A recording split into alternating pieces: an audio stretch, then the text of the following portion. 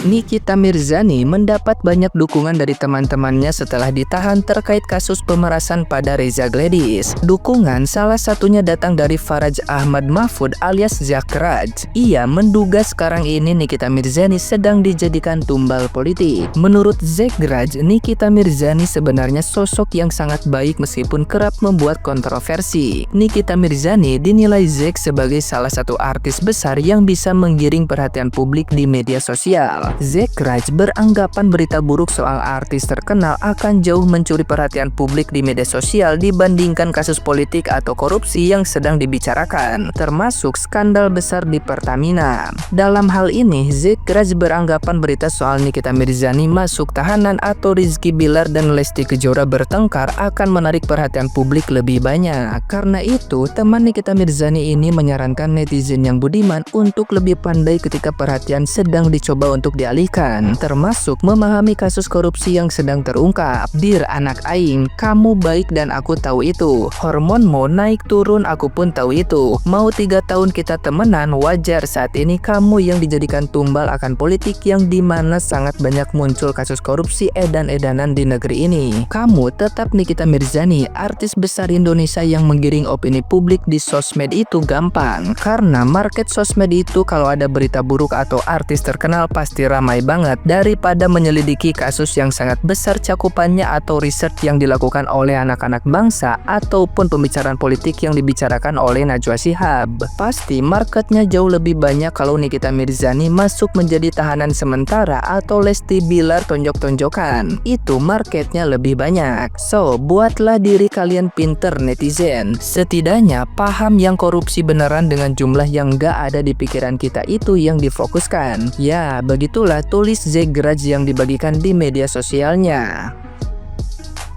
Nah, gimana nih menurut netizen yang terhormat? Silahkan berkomentar ya.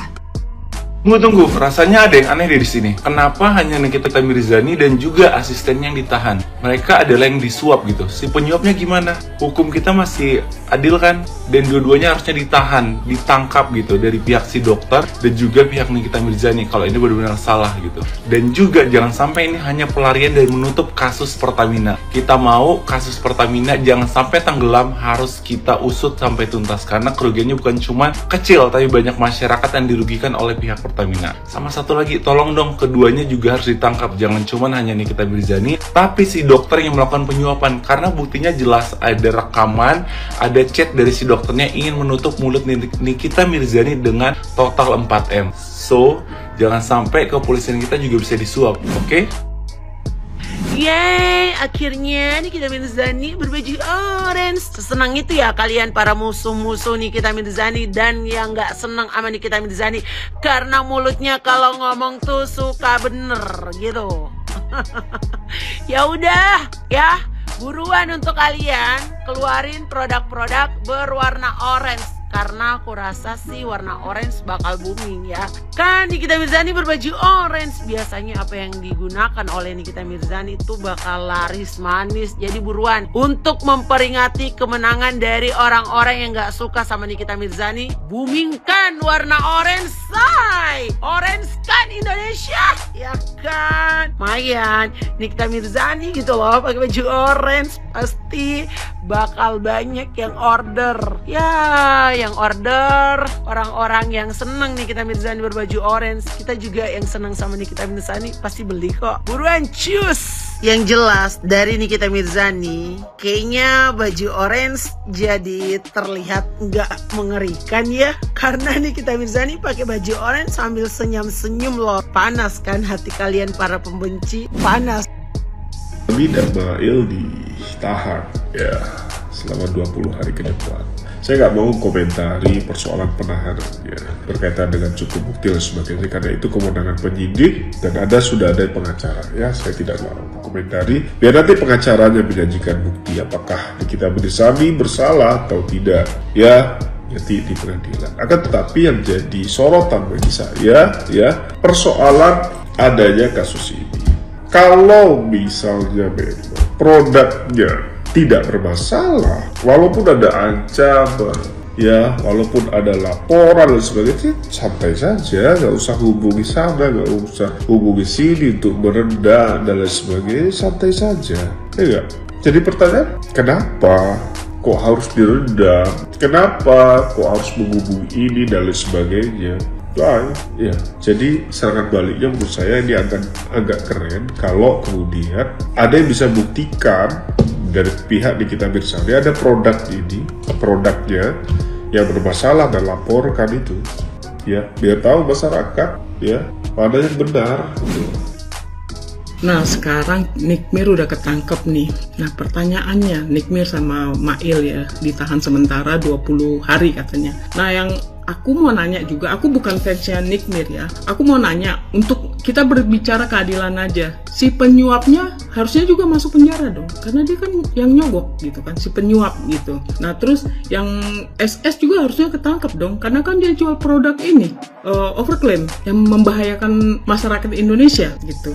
Nah kalau yang satu lagi yang orang Makassar udah ketangkep ya kan, udah di penjara. Nah yang kayak satu lagi yang orang Lampung harusnya ditangkap-tangkapin juga gitu loh. Nah aku kadang heran ya, polisi kenapa nggak adil, nggak rata gitu loh. Ini ditangkap, ini si pengadu ini harusnya barengan lah ditangkap. Jadi masyarakat juga ngelihatnya, wow keren nih Pak Polisi, keren banget nih, masyarakat kembali lagi kepercayaannya. Nah kalau aku ngelihatnya nggak sama ya, maksudnya nggak fair gitu loh, nggak fair sama pihak si Nikmirnya, dan yang lainnya ketawa, jangan-jangan sekarang syukuran. Pergi ke Bali atau kemana syukuran, party besti, musuh kita udah masuk penjara besti. Tapi aku sebagai penonton ya di Eropa sini agak-agak terkagum-kagum, terdecak-decak, jak gitu kan.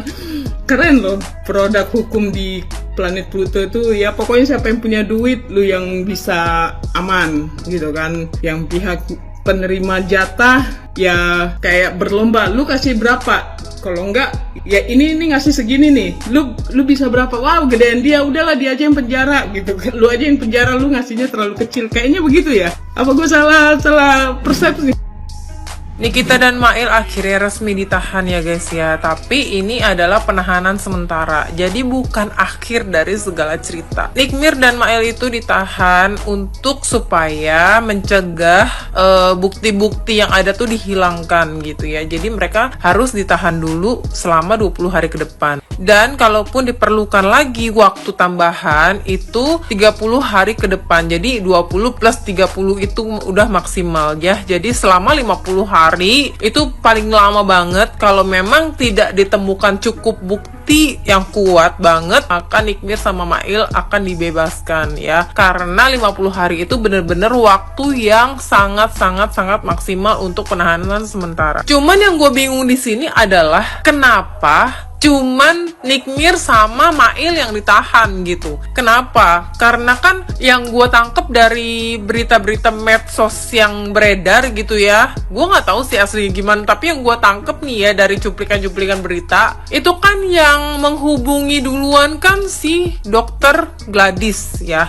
yang menghubungi duluan, yang minta tolong duluan, itu kan si dokter si Gladys itu gitu. Jadi menurut gue dokter Gladys juga harus diperiksa gak sih?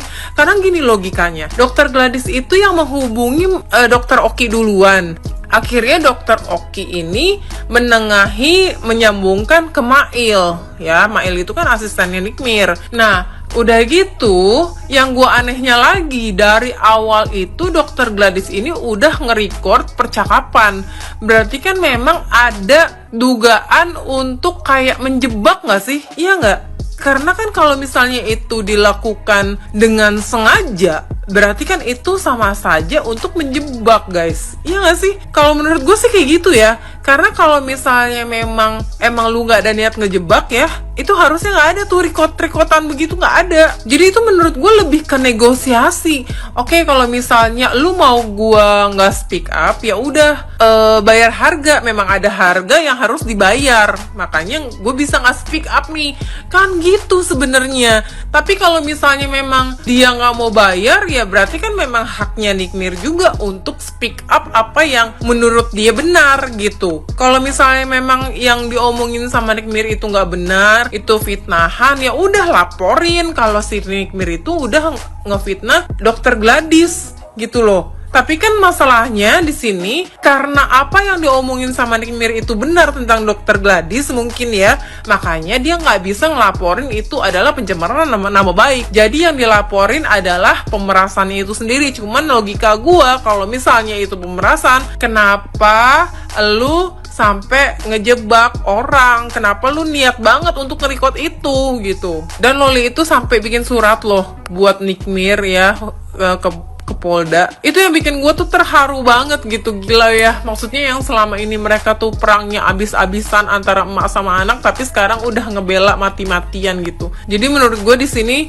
Nikita sudah berhasil mengambil hatinya Loli lagi guys ya. Tapi yang bener-bener gue gak habis pikir, yang gong banget itu adalah kenapa Dr. Gladys ini bisa sampai segitu pikirannya gitu, sengaja untuk nge-record dengan menjebak gitu. Pantesan ya di rekotan itu Dr. Gladys tuh nggak banyak ngomong, dia hati-hati banget untuk ngomong, dia hati-hati banget untuk menjawab karena ternyata dia sudah nge-record itu percakapan dan itu akan dijadikan senjata memang dari awal gitu. Makanya dia hati-hati banget tuh ngomong di rekotan itu.